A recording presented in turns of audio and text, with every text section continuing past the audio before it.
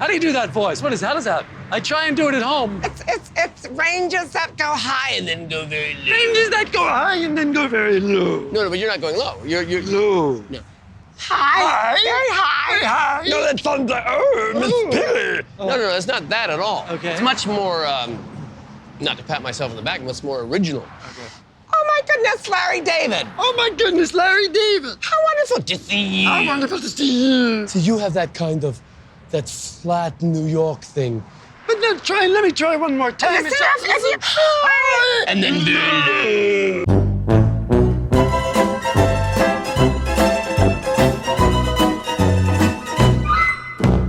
So here we are in season 3, episode 5, The Terrorist Attack. You are Jeff Garlin. That I am. Who am I? You're Sabrina the teenage... I'm sorry, that's not even funny. You're Susie Essman. That's right. You know how you start something comedic and then you go, wow, that's not remotely it's not funny. Gonna work. Yeah. Okay, and we start out, and Larry and Cheryl are at the maitre d' stand of a restaurant, and Browdy for 4. So we know that they're meeting another couple, and as they're on their way to the table, they run into the risers, Mindy and Paul. Yeah. And Larry starts telling him he's investing in a restaurant. By the way, that's not really his wife. No, that is really Paul. Yeah, but you know what his wife's name is? Paula. Yes. I did know she that. is a doll and gorgeous, and I love her. Let me say that. And I love Paul. Paul's a great guy. And by the way, I met her. I was on the last 3 seasons of Mad About You. Ah, that's true. Yeah. So. And Larry's talking to Paul. He's investing in a restaurant, blah, blah, blah. And then they leave, and Cheryl says, you're rude. You didn't say one word to Mindy. You didn't even look in her direction. And I said hello. No, you didn't. And Larry's like, I smelled her perfume. Well, she owns a perfume shop, we establish. And Larry says, you can't leave your house. By the way, I want to say, when I was on Mad About You, the last season, I said to Paul that I just shot something with Larry, this hour thing for yeah. And Paul was not dismissive, but he was curious. But he didn't think anything of it.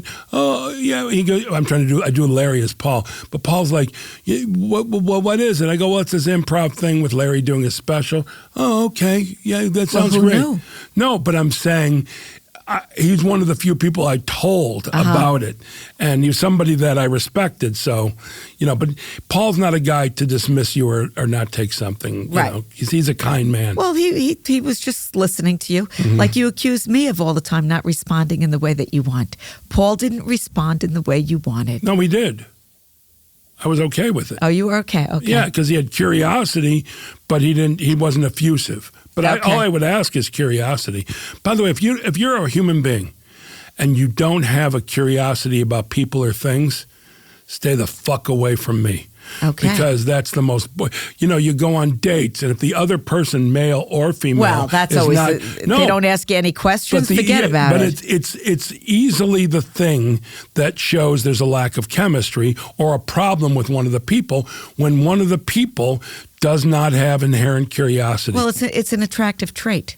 Well, then I might be very attractive to all the young people in the world. I'm sure you are. Okay. So then the risers get up to leave, and Paul waves, and Mindy clearly doesn't. So, and Cheryl says it's pointed that she doesn't. I mean, she doesn't. It's not like she just doesn't. And by the way, ask me if doesn't. I've done this. What? Because you're oblivious. I've done this to someone. Yes, but she was not say hello to one and not the other. Yeah. I was oblivious. And then Cheryl says the Browdies have not come yet, and Cheryl says to Larry, don't pick up the check. And we find out that Stu Browdy runs to the bathroom every time the check comes. Yep. And then the Browdies show up, which is Susan and Stu Browdy, which is played by Amy Aquino. And you wrote down his name? Yes, I did. Oh, he's great. Yeah, Don Stark. Don Stark, who was on terrific actor. that 70s show, if I'm not mistaken. Terrific but character Amy actor. Aquino, when we did this episode, by the way, she's a dear friend. I love her, and I'm not about to badmouth her. I'm about to say that she didn't quite understand what we were doing, and she got very paranoid when she heard us talking about her or the scene. She didn't want, like, what are you talking about? Oh, And you mean in after the producers. in between takes? In between takes, Right, especially. And then the only other person who did that, who you think wouldn't do that, is when he was on the show for quite a while, Shelley Berman would always be. Well, Shelley was a little paranoid. No, I know, but I remember Larry. Shelley Berman, who played Larry's father. Larry's father. But he let it get to him, and there's nothing to get. Yeah. You know? Yeah. But Amy also did this, and by the way, she snapped at me. And we weren't tight like we are now, but she snapped at me, and it fucking hurt. Wow. You know, and I was like, oh, boy. Yeah, so there you go. So they show up, they're late, there was the valet, and he had to park, and blah, blah. And we find out that there is an NRDC By the way, I benefit. want to make clear that she was wonderful in the episode and easy to work with, that was the only thing. Uh-huh. All right.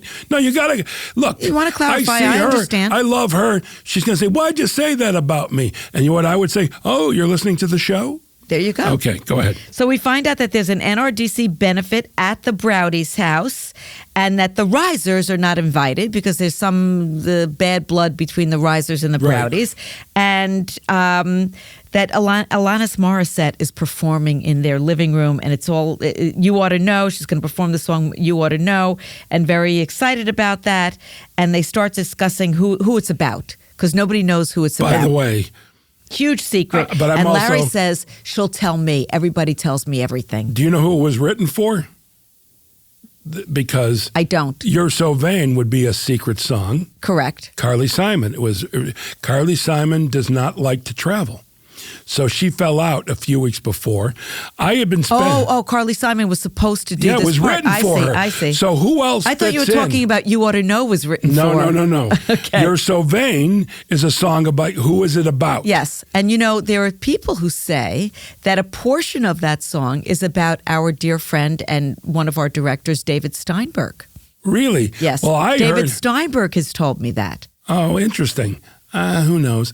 Also, Mick Jagger, who actually sings background in the song. Yeah. Warren Beatty. Yeah. A lot of those. They could all fit. And Dave Coulier is the one that I heard about Alanis Morissette. I've never heard of Oh, really? those. Okay. Yeah. And it's Canada. They're both Canadian. But I was hanging out a lot with Moranis then. I mean, Alanis Morissette. Rick Moranis suddenly. Yeah, Alanis it was Morissette. an anagram. Not on my own. But she was hanging out with a lot of improvisers from Chicago. She'd have parties with us at her house, and it was all like comedic people. So I'd been spending time with her. She was lovely. And I remember when Carly fell out, I said, I've got the person. And Larry said... Who's that? No. Is she popular? People like her? Yeah. Like he didn't even know. Like he asked about Chris Williams. Yeah. But Larry says she'll tell him because everybody tells him. Right. And then Stu leaves to go to as he says, go to the little fat boy's room. And he leaves and the check is put down. And you see Larry's face, like, here we go again. He went to the And by the way, bathroom the moment with Amy, Cheryl, and Larry is so completely awkward. Right. Because she's not saying he'll be here in a minute.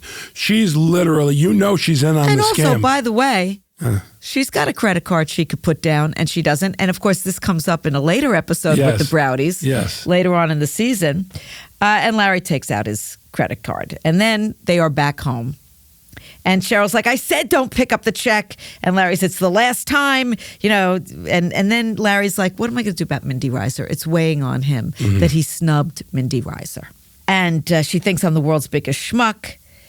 And then the doorbell rings. And it's Wanda. Mm-hmm. And Wanda's got to talk to Cheryl.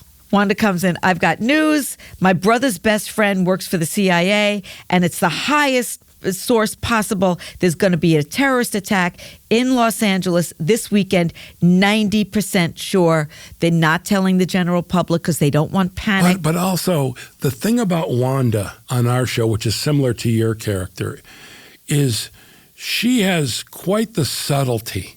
She's a wonderful actress, wonderful, committed. but she only says her pointed remarks when she's pushed. Right. Like, because on other things I've seen her, they always want that. That, I know. and she I delivers. suffer But from on our that. show, yes, they would imagine that too. Yeah. And on our show, it's such a subtle performance with bing, bang, boom. Right. Like when she leaves on this scene, Yeah. it's like bing, bang, boom, you know. But even all through this episode, she is so subtle and wonderful. And Cheryl brings up Yeah. that they have the NRDC benefit this weekend. Yeah. She can't leave, and Larry's like, postpone the benefit and let's get out of here. And Wanda says, Larry's right. I didn't think I was ever going to say Larry's right. Yeah. She's going to Vegas. Yeah. Now, this did happen to me. Somebody told me on a top secret, the blah, blah, that there was going to be a terrorist attack. It's a thing that actually really happened. And I assume it happened before this, because otherwise I would have just known the episode, you know. But that was a thing. This was 2003. So it was 2 years after 9/11. And people were still very much on edge at that time about terrorism. I mean, you know, all of a sudden it was a whole new world. Security Right. at the airport, all of that stuff. And I remember somebody telling me, and don't tell anybody. Of course, I told everybody. How are you not going to tell people? I know. You're going to say, stay here and I'm going to save myself? Right. Whatever. So, And by the way, as she walks out, that's when she has pointed remarks towards Cheryl and Larry. and what does she say? I know. Okay. Look, I did my part. Okay. You're my friend. I had to tell you. Thank you. I'm going to Vegas. Okay. Okay. Y'all are out your mind. I'm sitting here trying to help people. They talking about a damn benefit. Well, call me when you get back into town. Hopefully you'll be here. Because she was mad at them for staying. Right. Right. And then we come to a scene that's very interesting And I'll between tell you Larry what- and Cheryl. And I Yeah. was there, so I want to tell you about the background of the scene, Yeah. which is interesting too. So we'll just do the scene and then we'll discuss Yeah. that. So Cheryl doesn't want to leave. It's her benefit. She can't leave. And then Larry brings up maybe he'll leave. Maybe he'll leave. Why should both of them be dead? Maybe he'll go to Pebble Beach And play golf. And play golf. And Cheryl's like, you think it's a good idea for us to be a part if something happens? So you'd be fine going on without me. Well, it would be very difficult at first, and sure, but hopefully I could, at some point, get back some semblance of a life. Okay. If you feel good about one of us dying and the other one surviving, and you can live with that for the rest of your life, then you should go golf this weekend. I'll think about Think it. about it. So now tell about what happened in that Well, scene. first off, that's one of the rare scenes. Well, actually, every scene understands Larry's. See, Larry speaks to a lot of people. Yes. Okay? In this scene, there is no doubt he is completely correct. Yeah, why should they both perish? Well, that's her thing, you know, Yeah. that she says. And, you know, and everything he's suggesting is well within reason. Why don't I just go play golf while LA blows up or whatever, you know? And the fact that she wants to stay, I don't think is out of character, but it shows her passion for the NRDC. right. And it bites her in the ass. But this scene there are two scenes I remember taking a long time to shoot. Right. The Jason Alexander one where I said the sun went down because Larry was laughing so Yeah, hard. yeah. And that maybe it was 2 hours and it went 3.5 hours, you know, to film. This scene, they didn't really have a groove. They didn't figure it out, I'm telling you, till 6, 7 takes. Now, let me explain to people what happens when we're improvising a scene. Yeah. Sometimes we find the scene right away, and sometimes it takes a while until we find the scene when we're improvising it because it's not written down. And some scenes take way longer than others for some reason. But hold on. But not in this league. I'm saying the Jason Alexander. By the way, the Jason Alexander, the comedy was there. Right, They knew that from was the just first disruption. take, and that was the disruption of Larry laughing for. But this 3.5 scene, you're saying it took them a long time to find. No, we couldn't figure it out. I was very frustrated watching it. I go, this is not funny. This is not interesting. And they did it a few more. I think they did it like 4 or 5 more times. So we're talking about 11, 12 takes. And then Which Larry. is a lot. A lot for us. Yeah. And on the 12th take, Larry said what he used to say all the time. He doesn't say it anymore. One for fun? Want to do one for fun? And by the way, that loosens everybody up more because it's just for fun. We've already got it. That 12th take, one for fun, most of what you see on the screen is from that take. From that specific take. You know, it's an earthquake. I'm Bugs Bunny suddenly. Oh, no, that's Donald, Daffy Duck. Exactly. Anyhow, but that was such a long and painful way to get there. And I got to be frank, I gave up that the scene would work. But it did. On One for Fun, it did. We stuck in. Yep. And, you know, you never know. I mean, there are scenes that we do that don't work sometimes. I wasn't like, let's not do another one. You know, I get bored after 3 takes. As an actor, as a producer, 2, 3 takes. We got it. And there's always more. Yeah. And I don't, by the way, in filmmaking in general, television, doesn't matter. And photography, I'm a photographer. The best shot is always the first take.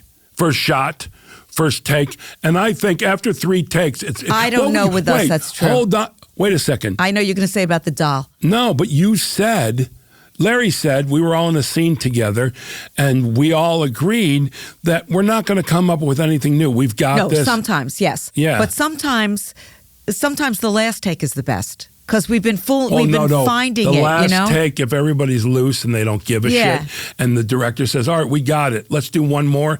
Gold. Always. Yeah. But I'm saying the first take, maybe 2, done. Yeah. That's all. It's all, you know, it depends on the scene. Well, by the way, just so everybody knows, if there's 2 people in a scene, especially Larry and myself or Larry and Susie, we're done so quickly. Yeah. Because, you add another person, a little bit longer. Right. And those dinner scenes that everyone sees on our show, they take forever. Yeah. Forever and a day. But they're fun scenes. They're fun we always scenes, enjoy and also ourselves we're in those sitting down. scenes. Yeah. So who's and we're eating fruit. Yeah. So all right. So then Larry's driving and he sees Palmetto, which is Mindy's perfume store, and he realizes he's got to stop by. And by he's the way, got to this fix is 3rd Street between La Cienega and Crescent Heights. Is it? Because Palmetto was also on Montana. No, but they may have taken the name. No, we filmed it on 3rd Street. Okay. Yeah. And he goes into the store, and Mindy immediately says, Paul's not here. Mindy, who is played by Linda, she's Linda Whitey to me, but what's her last name in real life? What was her stage name? Linda Bates. Yeah, and she's great. Linda is amazing, and Linda recently died, and we miss her tremendously. Yeah, no, she's a great person. Great, wonderful woman. And she was married to Bob Whitey, yes. who has directed several episodes. I don't know if he directed this one. I think he did. He did direct this one. And Mindy says, Paul's not here. And Larry says, I came to see you. There's something I have to tell you. And we know immediately he's going to tell her about the terrorist attack to try to ingratiate himself with her. No, by the way, having her. watched it again, I didn't think that. I thought that he was just going to say, I'm sorry. But as things progressed a little, he switched gears. And because he saw it was needed. Yeah, because she was very cold. She was very cold. So he went to a 10. He told her this. Correct. And then at first she didn't believe him. And then she really believed him. Right. And he's like, your life is in danger. You need to get out of here. She's like, I got to call my sister and my mother. And then she says, my mother's in Orange County. And he tells her you can't call. But she says, well, Orange County, nothing's going to happen. It's okay to tell her mother. Yeah. And they're going to go to the desert. And she says, where are you and Cheryl going? And Larry says, we can't go. And then she brings up, because of the Browdy event that they were not invited to. Right. And then Larry says, well, Cheryl wanted to leave, but I thought it was best that we stay for the benefit. Yeah, by the way, he throws her under the bus, which was completely unnecessary. Again, it's never enough, you know? Although that doesn't come back to haunt him, but nonetheless. And then Mindy says to him, why did you tell me? And then he goes into a whole song and dance, how close he feels to her. Yeah. And then she's touched by it all. Yes, and she says, I have really misjudged you. I can't thank you enough. You are an amazing person. You are a wonderful human being, and I just can't thank Just you try to be enough. good friends, I, all, you know. I understand. Listen. I have some samples here. I want you to take these. Give them to Cheryl, okay? Okay. With my love. All right. Here you go. Okay. There, she'll like these. Nothing for men? And she starts giving him samples to bring to Cheryl. And nothing for men, and then blah, blah. And then she brings Cheryl the samples. Oh, Larry says he apologized for the other night. And then he says that he apologizes every day. Who says I'm sorry more than me? And then Paul calls. And Larry says he's 90% sure. And Cheryl says, what was that all about? 90%. And that Larry says, he doesn't want Cheryl to know that he told Mindy. Because Wanda asked them not to tell anybody. So he said it was 90% that the chances of I'd ever do that to Mindy again, which is such a bullshit cover. Mm-hmm. And then Larry's like, let's get out of here. And Cheryl's, we're staying right here. Well, what did Larry say about I invented it? Because he loves saying stuff like that. What was that about? I invented blankety blank. Yeah. Because he's always taking, no one says it more than me. I invented. He actually brings a little of Richard Lewis into himself. Yes, I forgot what that was. Maybe it was the apology. I don't know. Something about it. And then we cut to the Browdy's house. And they drive up and there's no cars in the driveway. And they're like, what's going on? And Stu, the Czech go to the bathroom honor, answers the door and there's no one there. Where is everybody? And Stu tells them that no one's there because of the attack and that Alanis Morissette canceled and that the word spread. And apparently it started with Mindy Reiser. Right. And then he's kind of off the hook. But and then, guess who told Mindy? Yeah. That was Amy Aquino's character. She said, we thought, he's off the hook. No, he is not. No, he is not. Yeah. And so they think that Mindy Reiser was doing it to, to betray them. And Stu and Amy say, Mindy's betrayed us over and over again, and thanks for telling us. Now they're all upset that he told Mindy and not them. By the way, Larry has a great line, by the way, in this. I'm sorry there wasn't an attack. Yes. And he says, At least they pick up a check every now and then. What the hell does that mean? What does it mean? Yeah, I know what you do. What? Every time the check comes, you run off to the bathroom. You don't think I see that? Fuck you! Yeah. Honey, go. What, you don't think I know about that bathroom trick? I invented that bathroom trick. The bathroom trick. I got a problem, a medical You got a problem. problem. You got a problem paying money. No. I'll take one. Thanks. And then later on, Cheryl is mad that he told Mindy Reiser, and Larry says he was trying to get on her good side. And Cheryl says, look, we're just going to have reschedule the benefit and have it at our house at home. And they have to invite the Browdies. And no, invite the Reisers. Freaking, he can't be our. Stu says freaking for everything. He won't say fuck, which is always an interesting thing to me, how people, like they'll say friggin' or freaking as though the intent is not the same. What's the difference if you actually say the word fuck as opposed to freak? Well, freakin's more palatable. Yeah, but why? The intent is the same. If you say, I freaking hate you, By the way, it's the same as I anyone that fucking says hate freak, you. Yeah, I guess. All right. I'm going to be you. Okay. Okay, good. And then Larry's brushing his teeth and gargling as usual. There's so many scenes of Larry brushing his teeth. You don't gargle much, do you? It's fun. You should think about it. Well, you should think about how much money you just lost with the NRDC. Nestles, Nestle's makes the very best. Sorry. Which, by the way, came out of left Out of field. nowhere. Yeah, and I I'm can sitting tell in that. Video Village, and of course I explode. And I said to him, you got to use that because sorry. The way he did it was just... And that's something that a lot of our younger listeners don't know. That's something we It's an grew old up commercial. with. Nestles, Nestle's makes the very best chocolate. Yeah. And those things from our childhood are so embedded in our head. Those Without doubt. jingles and By those... the way, here, I'm going to sound like an old person. We lived through an era where commercials were good. Not flashy, not all about computers and beer was popular back then for sure, but cell phones dominate. You watch a football game, every other commercial is a cell phone commercial. And insurance. None of them are memorable. So you and I could do it. I can't believe I ate the whole thing. Yeah. Like, where's the beef? Yeah. Like, there were so many of these that you were so mesmerized by and thought were amusing. And also another thing is, all we had was network television with commercials. Now there's all these options without even when commercials. cable started, same commercials. Yeah, I know, but I'm just saying that now, today. Well, and yes, for sure. But it's been a number of years where commercials, like in the halftime commercials. At the Super Bowl, you're talking about? This year, the Super Bowl, there was one I really liked. I cannot remember. One. Yeah. Last year, it was Larry David's commercial, which was hilarious. Yeah. And I heard there's a longer version on YouTube. I've seen the longer version. Is it It's fun? I great. guess Yeah. it's got to be funny. It's great. But the point is that years ago, the halftime, those you'd wait commercials, for those. Remember the one after IBM another. commercial So really, and the right Apple- now, they're going on fumes from their past. And really, I'm an old man. I don't buy it. So halftime, I go to Sweden. That's a quick trip. Yeah.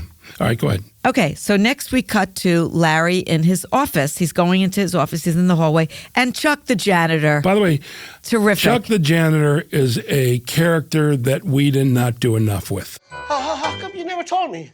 I heard there was supposed to be a terrorist attack and you knew about it. How come you never told me? I wasn't allowed to tell anyone. I mean, you told somebody. I mean, I found out.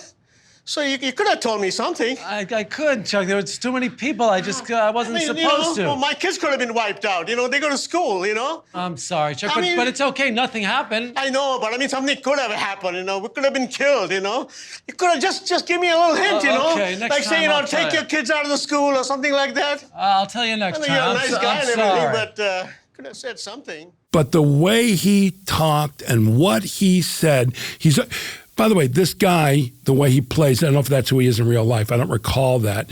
But everything he says, even if he's not pleading, he sounds like he's pleading. Yeah. Everything that he says is He's pleading. like, why didn't you tell me, Larry? Yeah. Why didn't you Things tell me? can happen, How everything. come you My he was children, very upset. by the way, I could have gotten my children out of school. Yes, I could have got my children. And he's very upset. And then Antoinette, his assistant, very upset he didn't tell her. Yeah. And now Larry's, now I have to have everyone mad at me. And Wanda confronts him. Well, but no, Antoinette says, excuse me for yawning, Wanda came here to see you. She's in the bathroom. And Larry starts running away. He's leaving. We never see Wanda. Do we? Yeah, I think we do. I recall. Yes, she's in the frame. Wanda is here. She's in the restroom. What? She'll be out in a minute and she'd like to speak with you. Larry? Hey, big mouth. What did I tell you, Larry? Larry has to stop, and we know it's not going to be good. So we cut away because I think we filmed something, and just for the sake of time, because everything dies if it's not necessary. Right. Okay. And not everything is necessary. Yes. Wouldn't that be implied on basically what I just said? Yeah. So let's move on. Okay. And then we cut to Larry is at Mindy's store buying perfume for Cheryl. An expensive bottle. Very expensive bottle. And it's the perfume that Wanda wears that she had wanted. And Mindy starts complaining about how inconvenienced they were. Okay. They had to stay at this Super 8 motel. Okay. The Four Seasons wasn't available. So let's stop right there for a second. This is what I'm talking about in terms of a liberal, rich mindset. Oh, yes. They should have been grateful there was a room at the Super 8. Well, that's what Larry says. And it shouldn't be a nightmare. Yeah, later on, though. But initially... Well, he says, I tried to save your life. Yeah, don't you care? But her to say, by the way, this attitude... It's bratty. It's West Side attitude. Yeah. West Side of L.A., west of La Cienega. But the point being is, I hear people say shit like this all the time. How inconvenient. And I also, those people, I avoid. And by the way, if Larry had a party on the West Side, who's not attending? Me.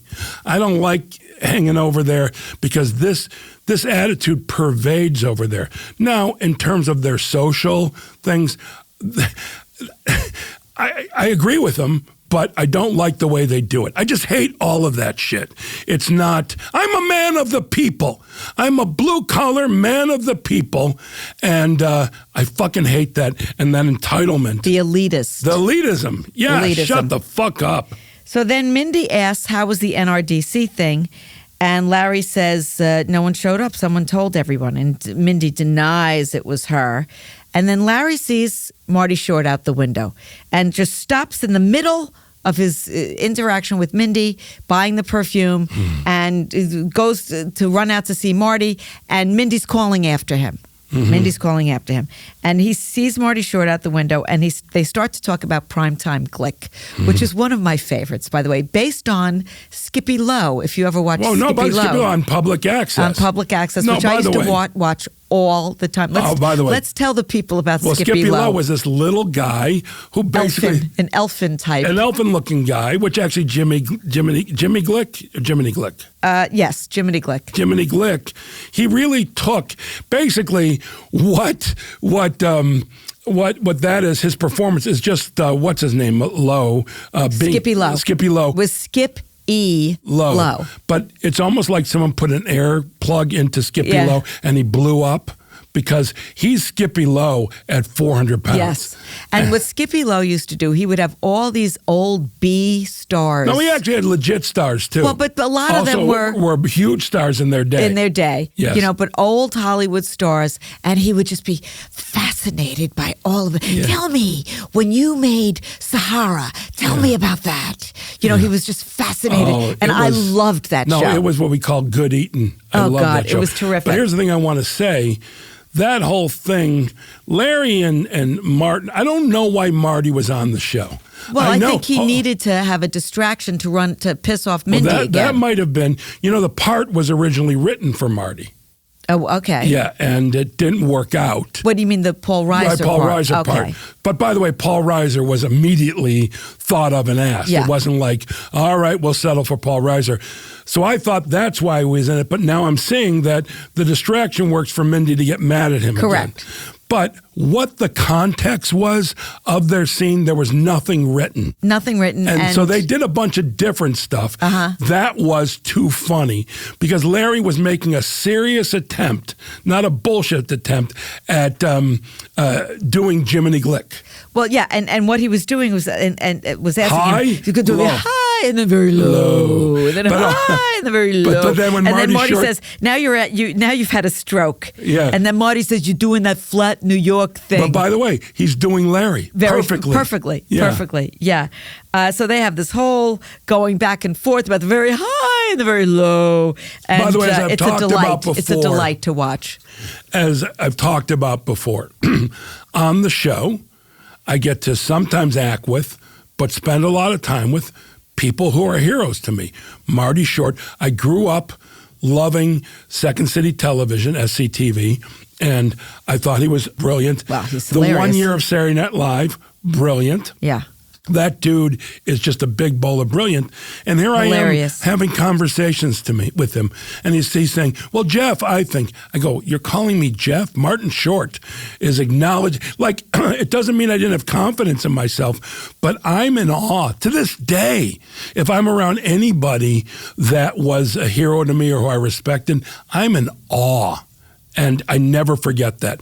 I haven't gone through the things where, all right, whatever. No, there are certain people where it's not people. all right, whatever. And certain not. Well, yes, we know who those are too. So then Larry goes back, and there's a closed sign. Goes back into Mindy's store, Palmetto, and there's a closed sign on the door. Then he's back at their house, and there's a rehearsal. Alanis is there, and a guitar player, and we see Stu on the phone driving like a maniac, right? They invited the Risers and not us. He's clearly talking to his wife. Right. Before this or after this? He's in a caddy. Okay, he has new caddy. Well, they mentioned at dinner. Is it before or after this where Larry's talking about the acoustics with her? Telling her that the house has great acoustics. It's then he's telling her. And Larry has, like I said, the guy, for not being religious, loves throwing out the Jewish references, where he says... The acoustics are great in this house. And you would know because... Well, we often have Friday night services here. Oh, my God. which is just awesome. Yeah. And then we see Stu and his caddy, and it intercut with Larry saying, "You're going to do, you ought to know." And they're talking about, there's a lot of discussion about that song. And Larry says to her, "If you ever want to unburden yourself, you should tell me." And Alana says, "You know what? It might be good to unburden myself." But hold on, though. He portends to be someone she can trust. Yes, of now, course. The real Larry David, if you tell him something, it's in a vault. Absolutely. He would never repeat anything personal that you tell him. He's one of my most, you are too, trusted confidants. Do you know what I mean? I can say things to Larry and it is gone. I know it'll never, but on not the the show, character. not the character. The character is, when will he repeat it? Exactly. Okay. So she decides to unburden herself, and she whispers it to him. We don't hear. And then she leaves, and we hear car screeching. Oh, hold on. When she tells him, he gives that's who it is. Look, like it's really interesting. Like I hadn't thought of that. That I just thought that was important. And then we hear car screeching. Jesus, she didn't even freaking look. You come flying down the hill. going 1,000 miles an hour on the left side. What is this, 1,000 miles an Australia? hour. Are you okay? Yes, I'm okay. My neck hurts. This is a Cadillac, a CTS. This is a brand new What are you doing? You're car. trying to sabotage the event, aren't Oh, you? by the way, thanks for inviting us. Thank you. Thank you. Thank you. And then we cut to the event, and All right, Alana's singing. No, but hold on.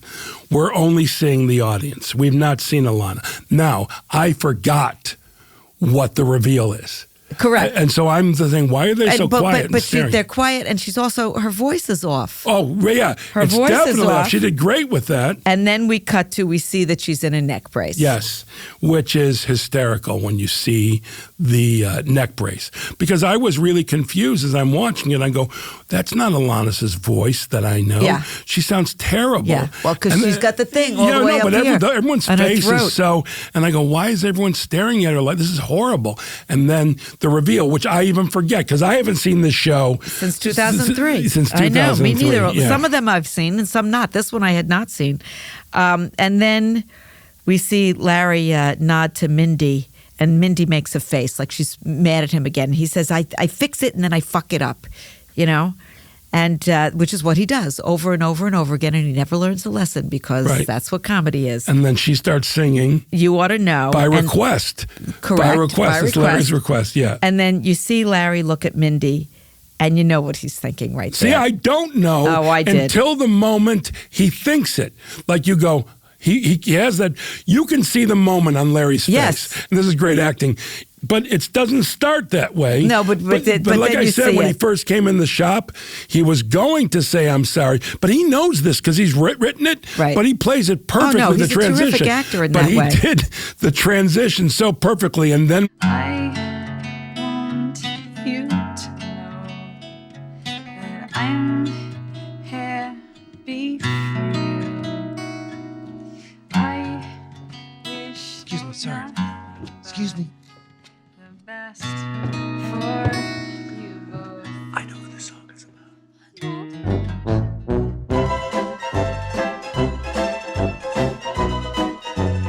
and you see her going, oh, and he tells her, and then the music, because you know it's not going to end well. It's not going to end well. Yeah, but the episode ended well. Not for Alanis, but for everybody else. No, but I'm saying I want to make a point here that's really important. So much of, I'm going to talk about, I'm not talking about derivative work or anything like that, but so much of television and movies, I can watch for 10 minutes and know that the people who made this or the studio who made this is not respecting my intelligence because they always play it out. Our show, which I'm very proud of, we respect the audience. I think we so, didn't too. need to see Alanis we never shot it. No. Getting mad, nothing. This was enough. It's the audience implied. knew Yeah. what was happening and going to happen. But it's about respecting your audience, which I'm proud that we do. I agree. And I want to say that Linda Bates played Mindy, and Shelley Desai is the actor who plays Chuck the janitor. Oh, Shelley Desai. Yeah. Yeah, I really think the most underused person in the history of our show in terms of having a scene. Because I don't know that he's used past this season, is he? I don't think so. Maybe not. I don't recall, but I know he filmed about 4 of those. Yeah. And they were always gold. Always great, yeah. Yeah. You know, so. So thank you, Shelley Desai, and thank you, Jeff, and thank you, audience, and we'll be back next time. Thanks, Susie, for really putting up with me. All right. Bye, everybody. Thank you.